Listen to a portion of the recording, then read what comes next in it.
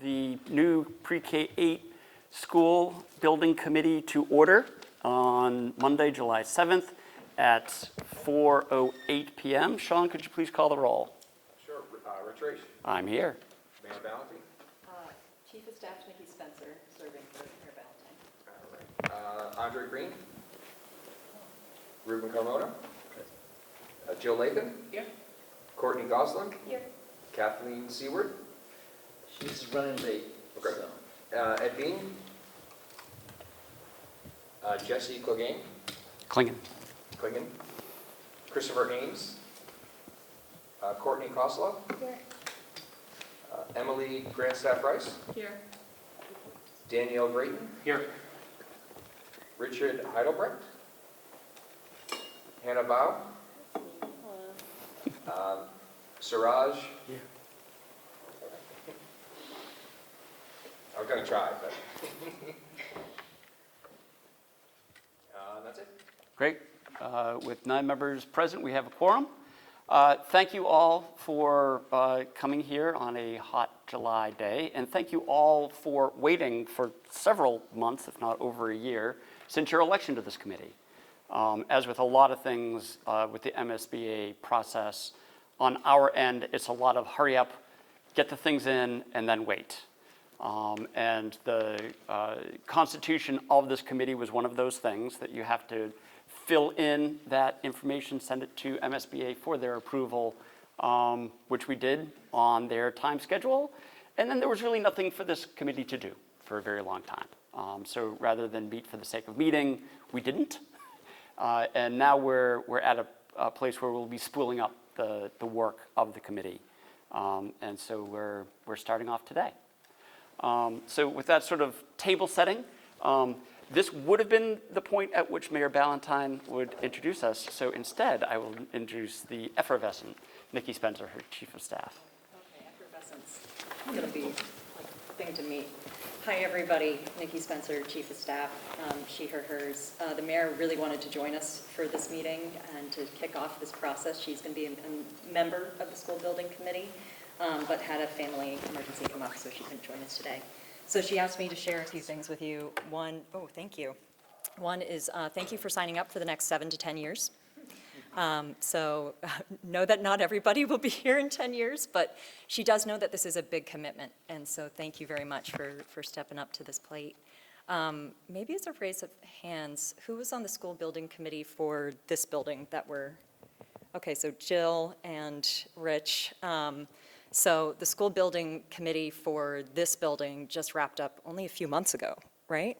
Yes. Yes. Pizza party was fantastic. Yes, so even years after this school building opened, the school building committee was, committed to seeing this down to the very last nuts and bolts of this project. So we know that it's a really long haul, and so thank you to Jill and Rich and the other members of the former school building committee for sort of shepherding that process through, and to all of you for agreeing to sort of take up this mantle on our big new school building project. I was very fortunate to be part of the selection process for some of you and to hear why you were interested in serving. So thank you very much for applying and for serving. I know that many of you bring different perspectives, experiences in the community, different qualifications when it comes to construction projects. But all of you really showed a knack for strategic thinking and long-term planning, which is what we need to get through the Massachusetts School Building Authority building process.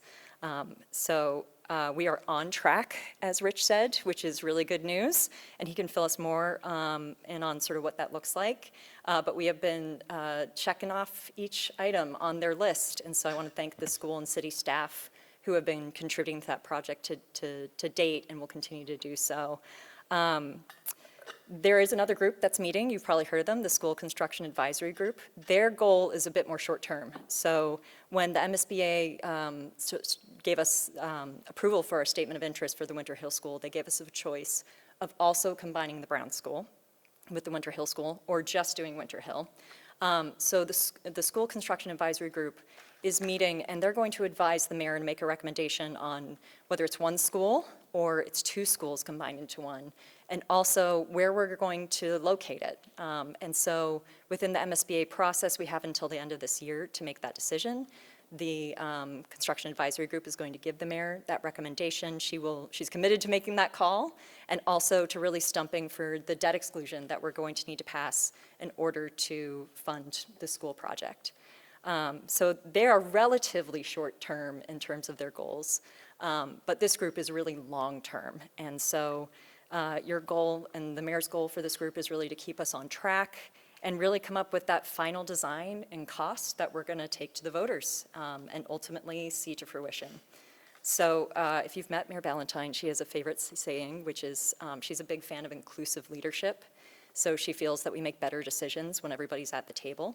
But she notes that that process is inevitably very messy. So what she told me today about this group is that she does not expect all of us to agree all of the time, but that what she really hopes is that we're going to unite around that common goal, which is to create a K-8 elementary school that we can all be proud of and that our students, our families, and our staff really deserve. So she will be in and out of this process. I'm going to stick around for a little bit today. But mostly, Mayor Ballantyne just wanted to say she really looks forward to working with all of you and to thank you very much for opting into this project. So next on the agenda is opportunity for each of us to introduce ourselves to our fellow committee members. We'll go anti-clockwise, so we'll start with Hannah and then end with Sean, who will then give us an overview of the MSBA process, just so everyone can sort of internalize what our next steps are. So you get to go first, Hannah, and do a little self-introduction. My name is Hannah. I'm a parent of 2 kids. One's at Brown, the other's at Winter Hill, which is kind of convenient, or actually not really convenient on a day-to-day basis, but for the purpose of this building committee, it's like kind of cool. I also work privately. We have a family-run business in construction, mostly in Somerville, just like private residential construction, single family and stuff like that. I think I was accepted as I saw in the newspaper I was accepted, and I was accepted as one of the 2 bonus people that they added at the end, so not the main 5. Well, but that's cool too. That's it. Is there anything else? Anything else you want to know? That's great. That's great. We'll pass over the 2 truths and a lie. Thank you. Thank you. Hi, my name is Emily Grandstaff-Rice. I'm an architect with Perkins and Will. I am also a parent of 2 kids who have grown up here. Both have been enrolled in the Somerville Public Schools and have attended 5 different schools here. 6 of you include Edgerly. We did do a stint at Edgerly. Remember that. And happy to be part of this. For 7 years, I worked on MSBA projects from the other side of the table as the architect. So I hope to bring that expertise to this, as well as the 25 years that I've lived here in Somerville. Hi, I'm Kathleen Seward. I've lived in Somerville for 26 years, so longer than anywhere else. I'm a parent of 3 kids in the district, 1 student at the East Somerville Community School and 2 students at the high school. And I was formerly the principal of the Brown School for 5 years and the principal of the West Somerville Neighborhood School for 7 years. And now I am the Humanities Curriculum Coordinator for the district, and I'm excited to be part of this. Thank you, Kathleen. Ruben Carmona, Superintendent of Schools. Thrilled to be at this part of the starting phase of the MSBA project, and looking forward to see the next iterations of the process. So, thank you. Good afternoon. My name is Suraj Rajbansi. I live in Somerville since 2008 and have 2 kids going to the Somerville High School and then 8th grader. So with a background in engineering and the construction, I felt that it's my moral responsibility to give something back to the community.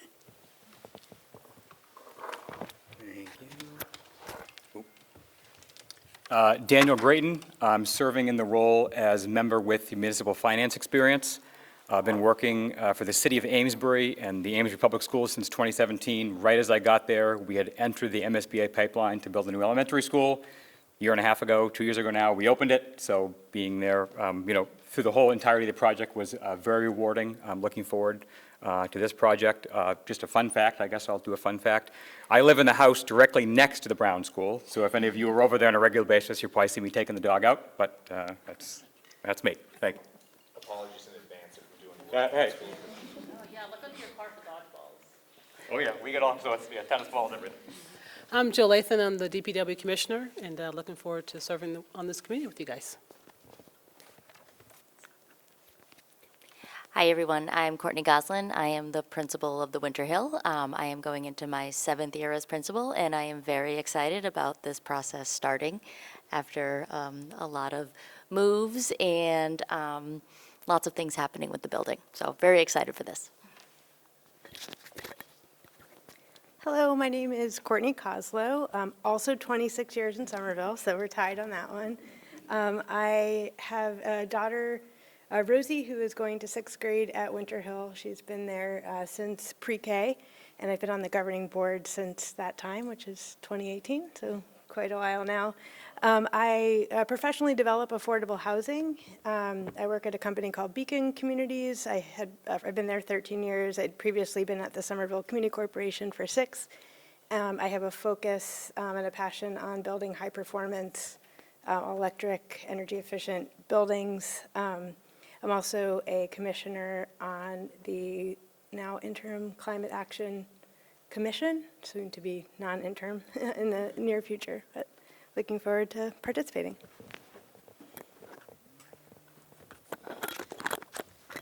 And I'm Sean Burke from PMA Consultants. We are the owner's project manager for this project. We do have 2 staff members. Oh, all right.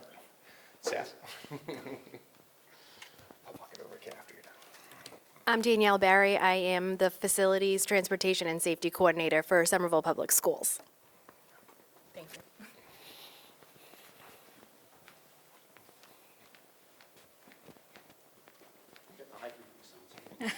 Good to go. Hi, everyone. My name is Kintat Mar. I'm the Senior Project Manager with the Capital Projects Department, and I will also working along with Rich for this MSBA project. It's so great to meet you all in person.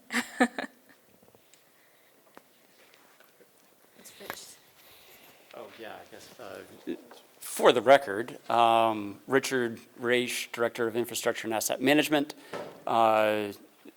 was on the school building committee for the high school in my official capacity as Director of IAM. But, just to, in full disclosure of unintended biases, I am also the parent of 2 Somerville Public School rising sophomores. They're twins. Who did go to the Brown and then the West, so we've moved around, and very much looking forward to building a new building from the ground up. So we've selected PMA, and MSBA has approved PMA, and we're under contract with them as the owner's project manager. They are essentially staff extension for IAM and capital projects. They're professional project managers with outstanding construction experience. They were also our OPM for this building, and were just wonderful service from these guys, even though he's sitting right there. I'll tell him. And we would not have been able to open the doors in this building without them, and I'm sure that the same will hold true for the next one. So Sean's going to give you an introduction to PMA and the MSBA process. I'll click through the slides. We're hoping that we don't have to go through another pandemic when building the next one, but you never know.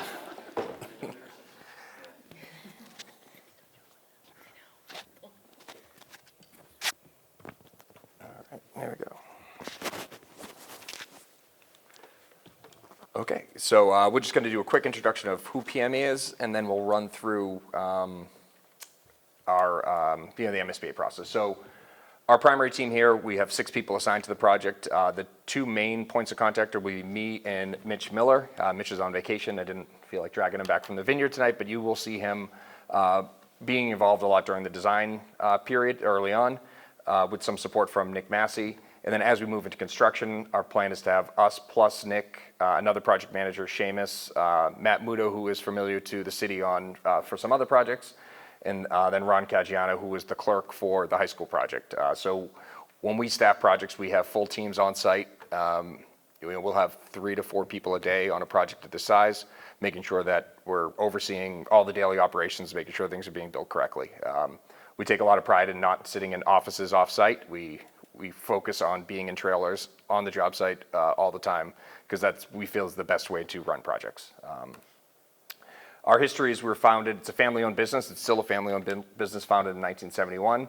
Our local team is about 90 people out of our Braintree office, and nationally, we're pushing up pretty close to 300 right now with offices in New York and Miami and Ann Arbor, some California, Pacific Northwest. And heavily in the Northeast, we focus on public works projects, schools, fire stations, police stations, things like that for in our OPM division. We also do some private road work, Eversource utilities, we do hospitals and things like that. But our group has really been focused on schools as of late, and a list of the most recent schools that we've done are here, K-12 experience. So we're very familiar with the MSBA process. I think we're the first OPM when they ever started doing CM at risk. So we've kind of worked hand in hand with the MSBA, developing their policies and trying to figure out the nuances of contracting as they change different delivery methods. So as Rich kind of said, our key role is providing expertise and staffing, attending and organizing meetings. We'll have constant team and phone communications, project updates, presentations. We'll run through this committee. And our approach is really, as Rich said, to be an extension of city staff. We want to feel like we work with you and work for you. You can call us at any time, night or day. Things happen. Sometimes it's late at night, and we try to make sure we deal with that. For this project, the electrician, when they switched over the transformer, they missed a phase, which means that all the 3-phase power runs backwards. So the next night, I spent overnight in the transformer room with the electricians, making sure it was all corrected, and then firing everything up so the next day's school was up and running. So we're up to the challenge. We do it all the time, and we're happy to be selected as part of this. And our key stakeholders are not just this committee, and they're not just the city. There's all sorts of different departments that we understand are going to have to be communicated with. We've worked in the city of Somerville for the past 10 years. We're working with you now on the master plan, doing the 1895 stabilization, the city hall roof, 92 Union project. So we know a lot of the players, and we hopefully our familiarity with the people in the city helps streamlines these processes. Beyond that, we do a lot of outreach. I know we talked about getting out the vote. We're not allowed to lobby for a yes vote or no vote, but we are allowed to do is provide information. And we find some of the best way to get constituents to vote for a project is to help them understand what the project is.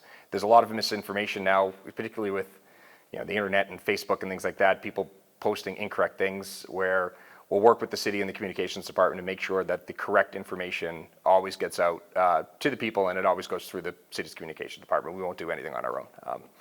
But it is very important early on to get the facts straight and let everyone understand what the project actually is and sometimes what it's not. So for the MSBA process, your eligibility period has already happened. Forming the project team is where we're at now. You've hired an OPM. The next step is to hire an architect.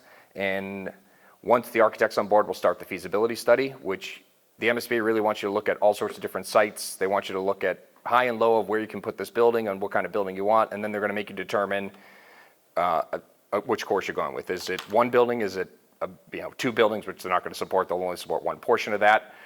Is it a merged school? Is it one school? And then you're going to submit to them with a budget, and they'll approve that grant for further design. But right now, really early on, don't want to get too far ahead of ourselves. The next step right now is picking a design team. So to that end, the design RFS has already been published. The MSBA works with it was the OPM selection committee and purchasing people from that committee to put together the RFS for designer selection. Most of this is prescribed from the MSBA. What the city fills in is basically the information about the school, similar to what they did for the OPM selection. So we in conjunction with the city, drafted that, sent it to the MSBA. They provided comments. We got to a place where the MSBA was comfortable and they approved it.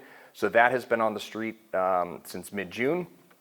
And if we go forward, we can, 2 slides, we can look at our kind of overall project schedule here. So the RFS Central Register ad posted, design teams are pulling the RFS package right now. There's a briefing session coming up on July 16th at the Winter Hill building where design teams can come and tour the building if they like to and ask questions about it. Our deadline for submission is August 13th, and then at that point we'll collect all the submissions, we will send them out to people on the selection team. I believe members of this committee will have access to any designer submissions. It would make sense. And then we will package those responses and send them all off to the MSBA. The MSBA has a process where they help you select your designer. So the city will have 3 members on the designer selection team, and the MSBA will make up the rest of 13 people. We'll go through it in a little more detail. But then you'll have 2 meetings. There'll be a shortlist meeting on September 9th where you go through all the architects, and that selection committee with the 3 members of the city will decide which design teams are going to get interviewed. And then on the 23rd, those interviews will take place with the MSBA. These are typically virtual these days, so anyone can join, but the only people that are allowed to speak are the members of the designer selection panel and those included from the city that are on there. And then at the end of that meeting, there's a vote, and that your designer is decided at that time, and then we start contract negotiations and bring them on and then hit the ground running on that feasibility study. Do you anticipate September 9th being an open meeting here with us? September 9th is the MSBA's, Shortlist. it's a short list, yeah. It's the first designer selection meeting, yes. I think we do have an agenda item to talk about next steps, and we can try to fill in what's the best time to meet. Yeah, I'm just curious whether you anticipate this committee reviewing submissions before going into the MSBA shortlisting. Some do it, some don't.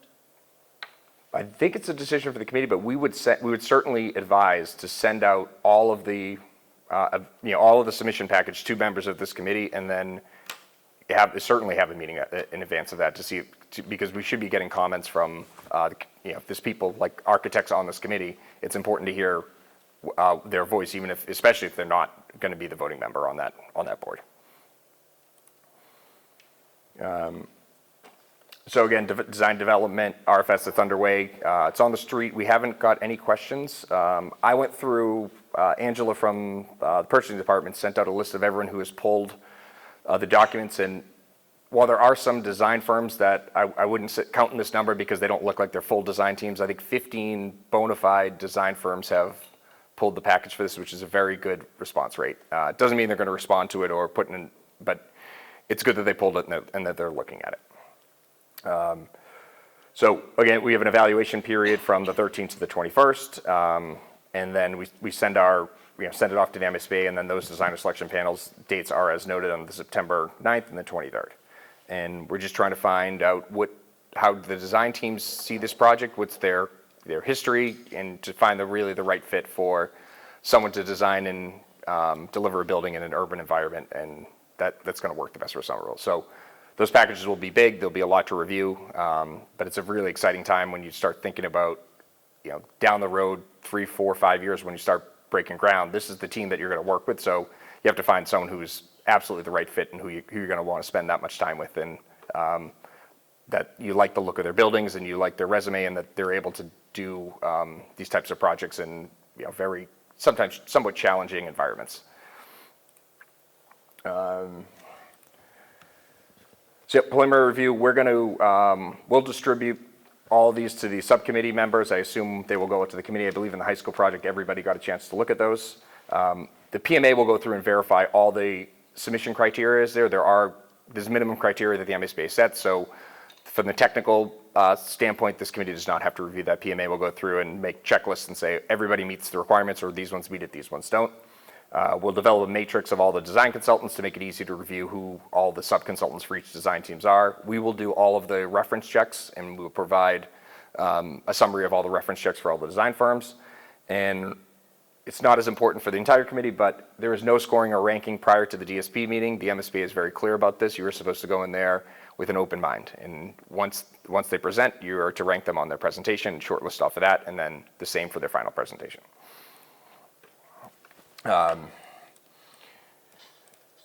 So just a couple technical terms about whether or not, if you receive less than three or fewer design applications, what happens.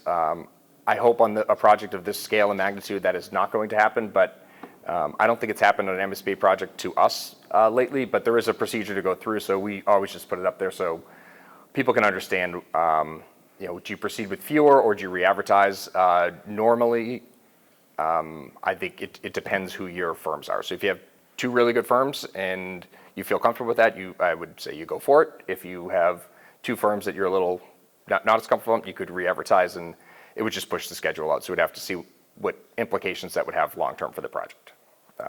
I suspect on this one, especially with the amount of firms that have pulled the RFS for it, that probably won't be in this scenario. All right, so designer selection panel, like we said, we have it's scheduled right now for, the first meeting is on the September 9th where we'll evaluate, and then the second meeting is on September 23rd where we interview.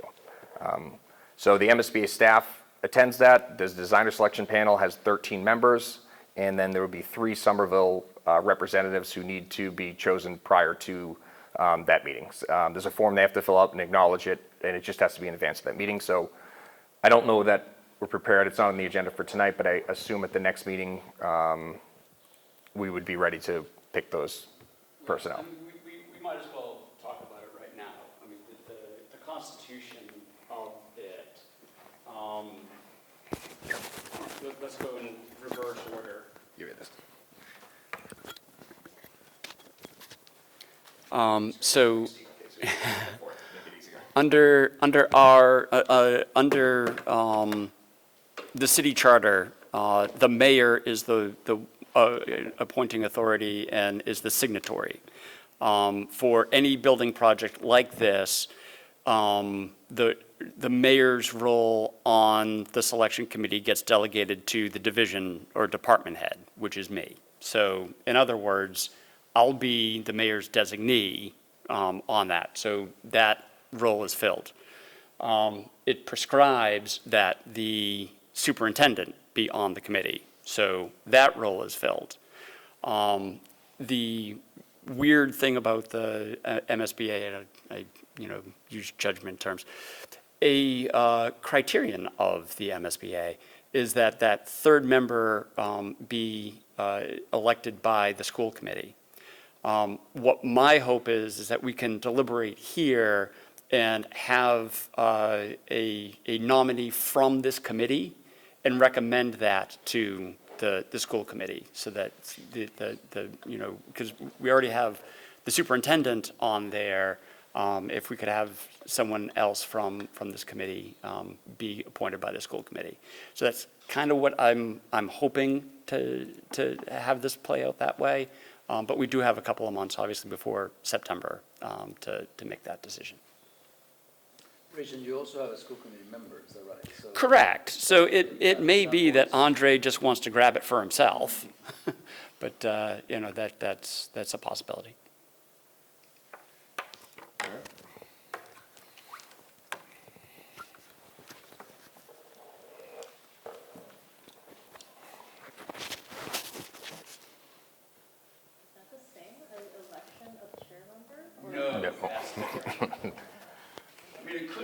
It could be the same, but not necessarily.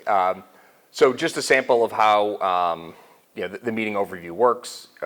It's an open forum. You rank your first person with 3 points, your second person with 2 points, third with 1, and then the highest points win. And for the first one, oftentimes you'll have 2, 3, or 4 candidates that you decide to interview.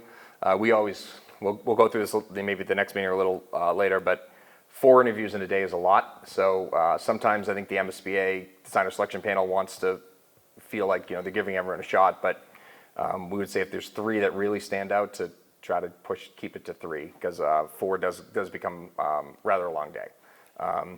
So again, at the first meeting, you're going to review the submissions. The designer selection panel will rank the firms first to last, and they typically shortlist the 3 highest ranked firms. And then at the second meeting, it's interviews where the design teams will come in and be able to present their ideas and make a presentation on the project. And at the end of that, the DSP will rank again from first to last, and then we'll start negotiations with the first firm, assuming that we come to terms on contracts, and they will be the selected designer term. I don't think we've ever not been able to come to terms for a feasibility study for a design team. And just some kind of key dates is, we have RFS published, we have the walkthrough, we have the response dates. There's going to be, we would assume, as we talked earlier, there would be a school building committee date after we've received those architect responses.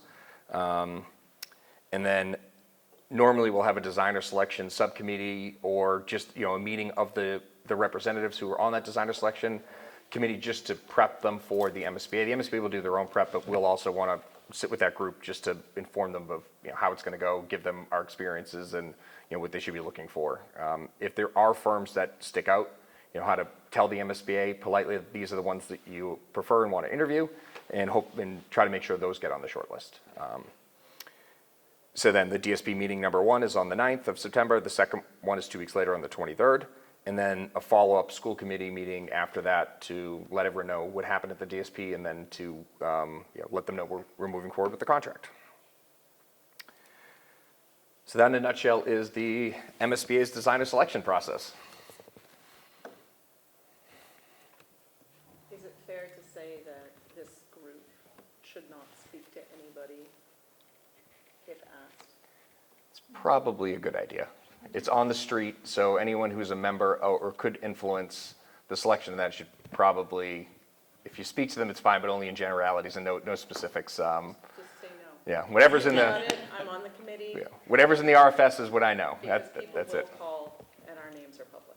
Yes, that's a good point. All right. Cool. Thank you. Thank you. Are there any other questions on the immediate next steps or the process in general? Excellent.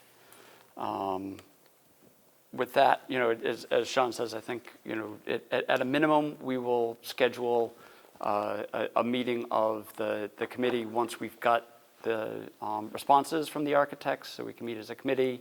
My hope is that that third slot will be a committee member, so it's not just up to Ruben and myself to express the views of the committee. It would actually be one of the committee members to do that. Next on the agenda is election of a chair. For forming the committee, I was, it made sense in not having met with the committee before we submitted it to the MSBA. It was fine for me to be the chair.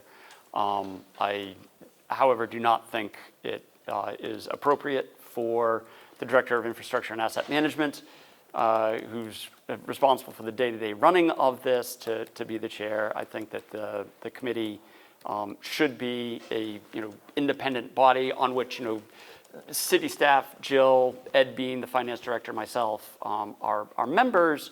But I think it's very important that we have that sort of separation between city and school staff and the functioning of this committee. So my hope is that we have some self-nominations or cross-nominations, can have some discussion about someone who can fill the role of the chair and head this body for us. So with that, I will pause and hopefully we see some hands shoot up. Can't be Jill, though. Come on, Jill. You can do it. Or Ruben. Do we know what's the role of the chair? Like, what are we expecting from, we have had such a short description of who we are and what we bring to the table, so it's like, should we describe a little bit of what we are looking for in the chair? So Yeah, that's a very good more point. courageous So to jump in. largely the materials that will be brought to the committee, the city staff and PMA, and once we have an architect and then a contractor on board, they provide most of the materials and the substance of what the discussions are. I would anticipate that the chair would have a pre-meeting with that team before each meeting to review, what the upcoming material will be, what the decision points are, what votes we need, what votes we don't need, because there are certain things that don't require a vote.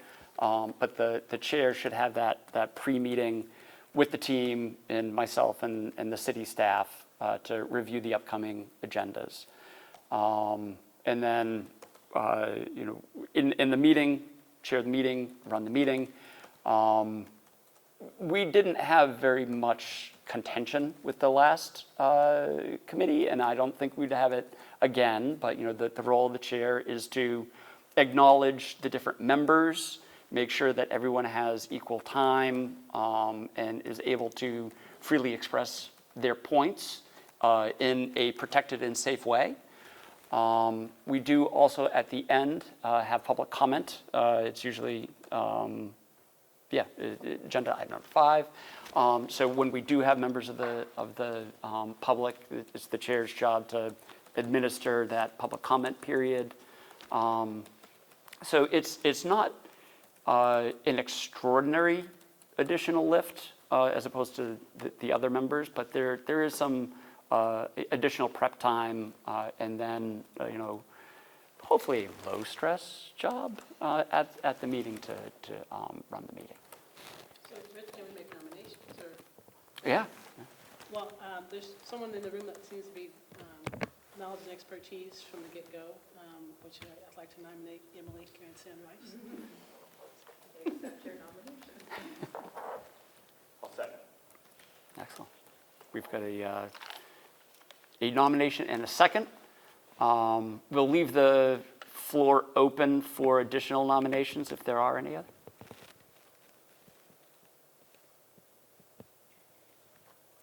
Going once, going twice. Nominations are now closed. And so even though it is an uncontested election, I would like to afford Emily a chance to just say something about her nomination. I don't know you well enough, Jill, but I have a feeling we will get to know each other very well. Thank you very much. This is an honor, to be honest. I've seen some committees run really well. I've seen some committees fall apart. I think my goal in being part of this has always been to both give back to the community, but also to run the process in a way that everybody's voice is heard and that we're on this journey together. So that's my goal. Thank you, Rich. Thanks for not running out of the room. With that, we will take a roll call vote on the nomination of Emily Grandstaff Rice for chair. Sean, could you please call the roll? All right, Ruben? Yes. Jill? Yes. Courtney? Yes. Kathleen? Yes. Was another Courtney? Yes. Sorry. Courtney K. Alphabetically up first. I'll get it eventually. Emily? Abstain. Daniel? Yes. Hannah? Yes. Shira? Yes. And Rich? Yes. Did I get everyone? With 9 members in the positive, 1 abstaining, the motion passes. We will not put you on the spot until the next meeting. Our next order of business is the logistics around this meeting, the frequency of the meeting, the timing, and a little overview of the agenda. So again, as I sort of laid out, the chair with staff and right now PMA will help develop the agendas. We'll have information packets going out prior to the meetings. I anticipate that the next meeting will essentially be about the designer selection. We'll be distributing or making available digitally the responses that we get on that. In terms of the frequency of the meeting, we can have some discussion. Generally, at this point, I think monthly is a good cadence, unless there's some discussion that we want to meet more or less frequently than that. Monthly probably makes sense. So happy to have a discussion on that. In terms of the timing, as we said, Ken and I sent the email to establish this meeting. The high school building committee elected to meet at 4:30 on Monday. This is largely so that we could be, try to be late in the day so that everyone could make it, but also acknowledging that a good number of us, particularly city staff and the city councilor and the school committee member, very often have night meetings. So a 6 o'clock meeting for this committee is very difficult to coordinate against all those other meetings. We got fairly good response from the email that 4:30 works for everybody. So unless there's an objection, I think we should keep that precedent. And then in terms of the day, the high school met on Mondays at 4:30. Does Monday work better or worse than any other day for any of the other members? Monday's good. Okay.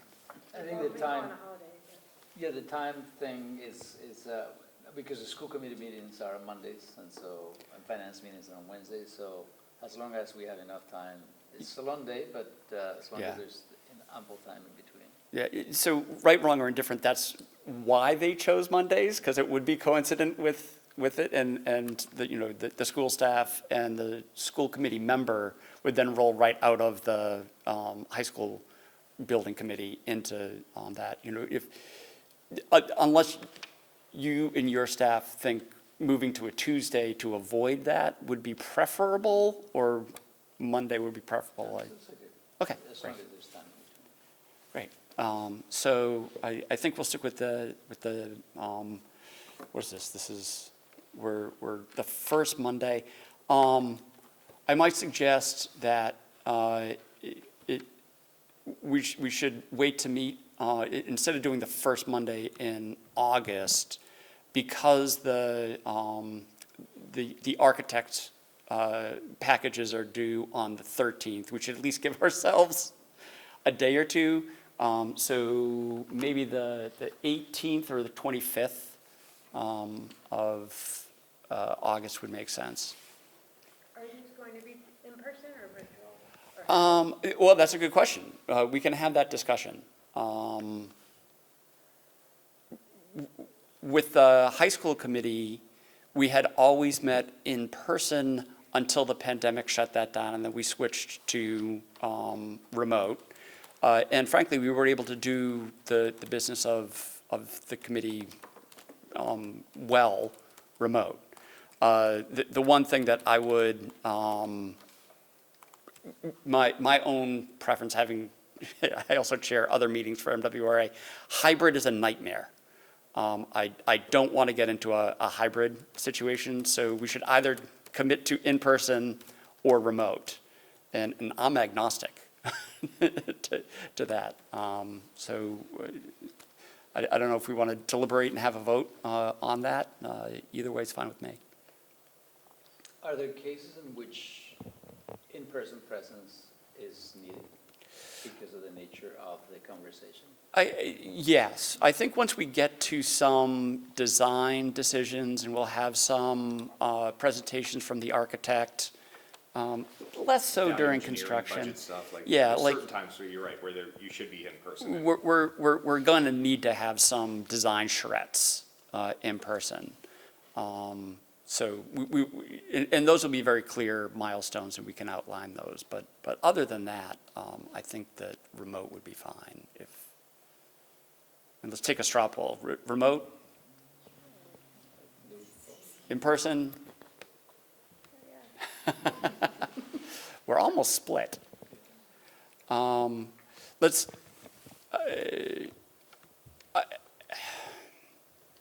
Is there a concern in August about people traveling and being able to make the 18th and 25th? I think that's a valid concern. So perhaps the August meeting, because of that likelihood, let's use that one as remote. But the other thing that occurs to me is that I do think that we should try to, early days, schedule some in-person meetings, just so that we can get to know each other as humans and physically share the space and chat before and after the meeting as humans. So I think we'll schedule the next one for remote and then see what September looks like. Hopefully we can get together in September physically. Also, I want to say, since school, when we're back in session, we really got to look at the school calendar and events, and especially with athletics. This building becomes pretty hopping, at night sometimes with all the activities. So I just want to make sure that we're aware of what's going on in the school building. Oh, yeah, those days haven't been run through. Correct. Yeah, that's absolutely right. Yeah. This room sometimes is easy to get. We can book this room. But it also makes the door situation easier if we've got athletics happening at the same time. Okay, great. I don't know if we need a formal motion second on this. I think we just have to have consensus on that. In terms of, Did you pick a date, or did you want to pick a date, or? yeah, we were still up in the air between the 18th and 25th. School starts on what, the 27th? So the 25th might be a little manic. Is The 18th would probably be a better date from a school staff. Yeah. And probably a parent perspective as well. Unless there's objection, I think maybe we should go with the 18th. 18th and remote. 18th remote for that meeting. Okay. And we'll distribute the, or make digitally available at some downloadable place, the responses. Because all the responses we get are going to be digital anyway. We don't do, as a practice, the city doesn't like paper. And that's at 4:30 p.m. Except for Ed. Ed always gets paper everything. So 4:30 Monday the 18th. And I'll set up, we've got the same Zoom account, the Capital Project Zoom account that we did the high school building committee on. Make everyone panelists. Yes, make everyone panelists. So yeah, when we first send that out, we'll do a test because some people, everyone in SPS, it always goes to a protected junk folder and you never see it.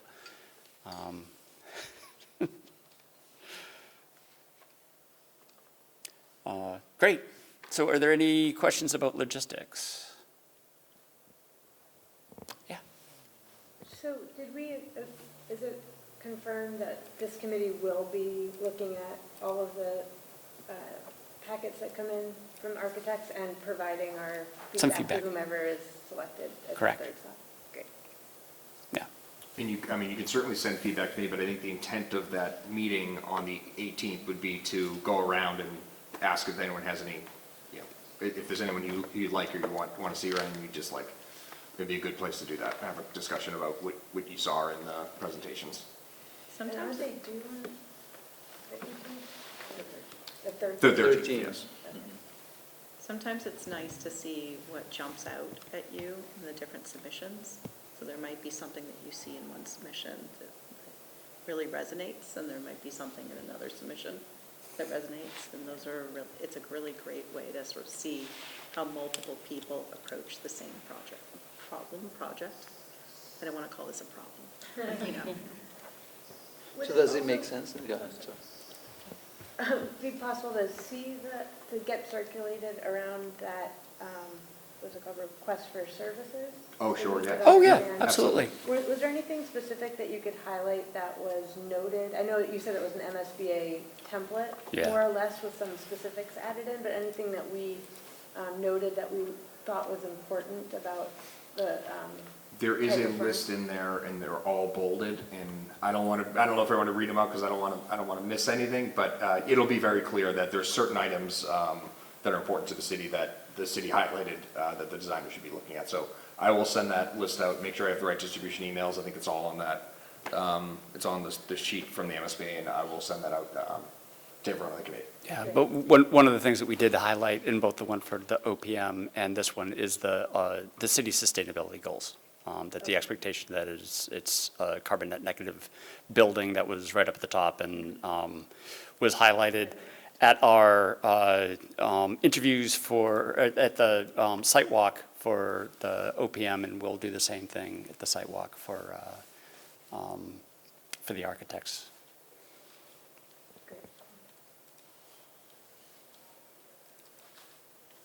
That and the other differentiator that we're very clear on is experience for construction in an urban environment. You know, going through the responses for OPM and for anything, frankly, you know, if you can, if we're looking at a whole bunch of stuff in Western Mass and Merrimack Valley, that's less compelling to us than, you know, Chelsea and Everett and Somerville. Will we get an update on the construction advisory group progress? Yeah, we'll discuss with the CAG and have a report out. And I think we can put that on the August agenda.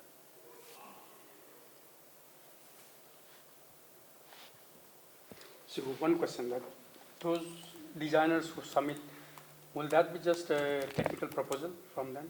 Correct. Yeah. Largely, it's a statement of qualifications. They show us, you know, the schools and buildings like ours that they've worked on and the experience of the staff.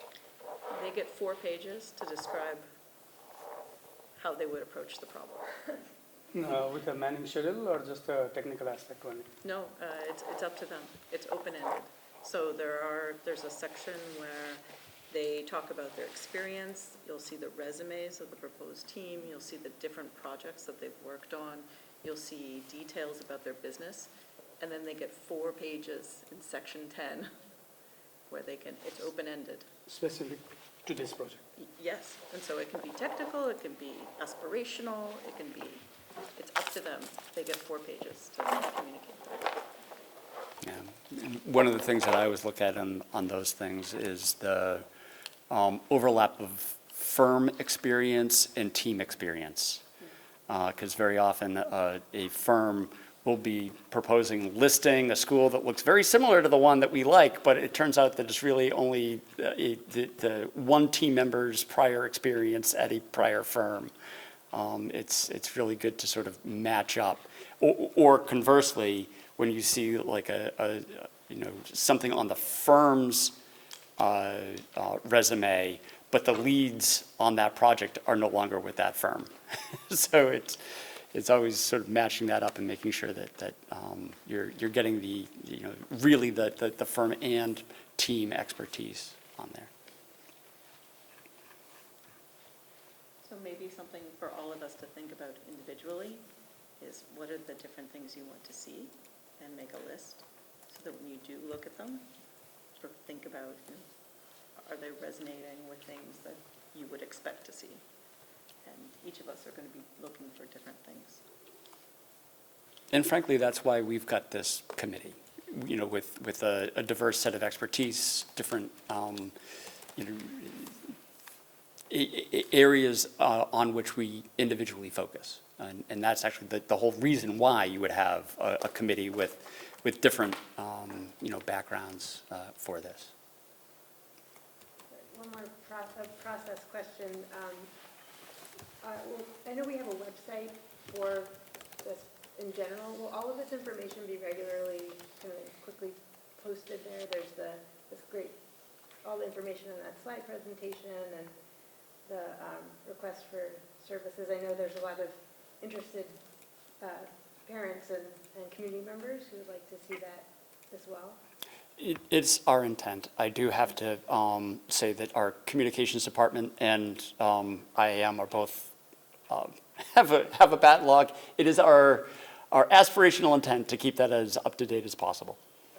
Okay. In the meantime, Sean, when you send out your information, can you also include your slideshow? I'll include the slideshow from today, yes. City Comms has created a new website to just keep the public up to date on everything regarding the process, so we can review with them what from this meeting makes sense to put up on the website.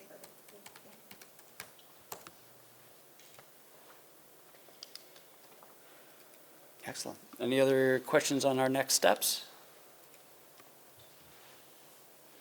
Wonderful. Our next agenda item is public comment period, and I do notice that we've got some members of the public here. So if you would like to make a statement or ask a question, please raise your hand and the chair will recognize you.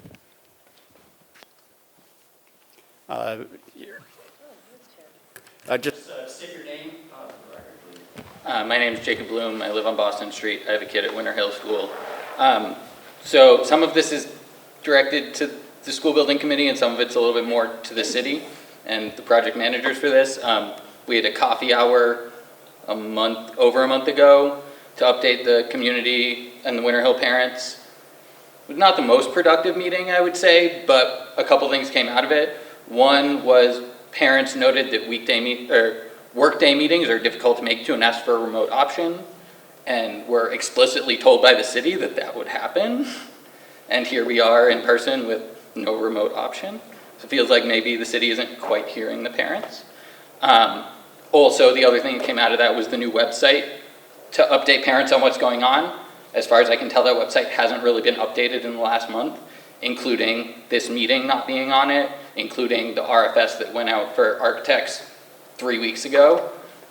So again, feels like the city may not actually be following through with these ideas of listening to parents and what they're asking for. The other thing I'll note, just in terms of the RFP, I know, Rich, you said that there are explicit sustainability requirements in there. As far as I can see, the only requirement is net zero ready, and the Mass Save minimum EUI requirements for that. I saw no mention of Somerville's climate action plan. I saw no mention of Somerville's carbon net negative commitment. I saw no mention of net zero aspirations other than net zero ready. So I think that that is something that is a shortcoming of the RFP and something that the school building committee needs to really consider as they're listening to architects' proposals and design team proposals, because we're not going to hit our city commitments if we don't have a net zero school starting in 2030 now, right? It's going to last more than 20 years, I really hope. So, thank you. Any other questions or comments? Matthew Daniels, Winter Hill parent, member of the construction advisory group as well. Really glad to see the committee meeting here. Just one thing, operational, if we're doing meetings at the high school, I'd please ask to maintain staffing at the front door. I was not able to get in here for 30 minutes because of that, and so felt like a good portion of the meeting was missed. If we want people to have public access to that, I think that's really critical. So.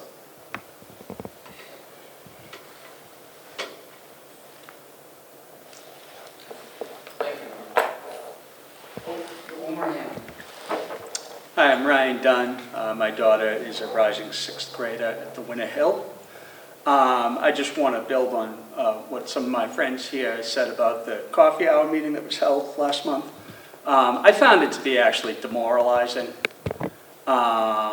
It did not provide any hints of inspiration that I can recall or hope that, the project is moving in a direction that is going to serve the existing community that the Winter Hill does. And I just, I'll come right out and say that I feel like if there is a building located at the Trump Field location that's being discussed, that will not serve the community that the Winter Hill building, as it existed at Sycamore Street, as it currently exists at the Elderly, a building on the other side of Magoon Square, is not going to have the transportation access that the existing community that's served by the Winter Hill needs. And a brand new school building is going to be attractive to the entire student population and all of their families in Somerville. But obviously geographic proximity has something to do with who attends what schools and who's willing to get their child to those schools, and whether they're located in a general proximity to that school. And the impact would only be magnified over time as that school is opened and continues to operate over the course of years. So I strongly encourage this committee, to the extent that you have any decision-making authority, because it's very unclear who has decision-making authority on anything at this point, But to the extent that this committee has any authority over decision-making, I strongly urge you to find a location other than the Trump Field location, and certainly not further out west than Trump Field. Thank you. Kate St. Laurent. I've got a rising second and fourth grader at the Winter Hill Community School. I have a slight concern with the day and time. It basically leaves an hour and a half for your meeting if you're constantly having people needing to head off to the school committee meeting. And just knowing that public comment is a component of this, I want to make sure that doesn't get shortened or minimalized. So maybe, newly appointed chair, you can keep that in mind if the time does stick. Thank you.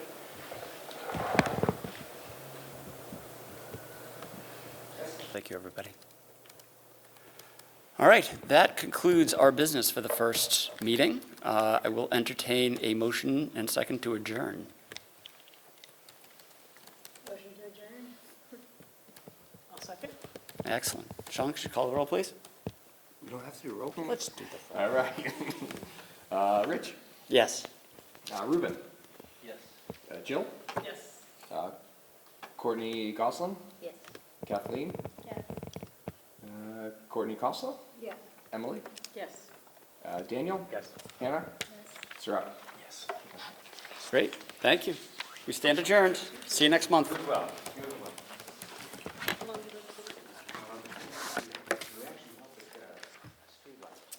West Bridgewater doesn't do remote meetings.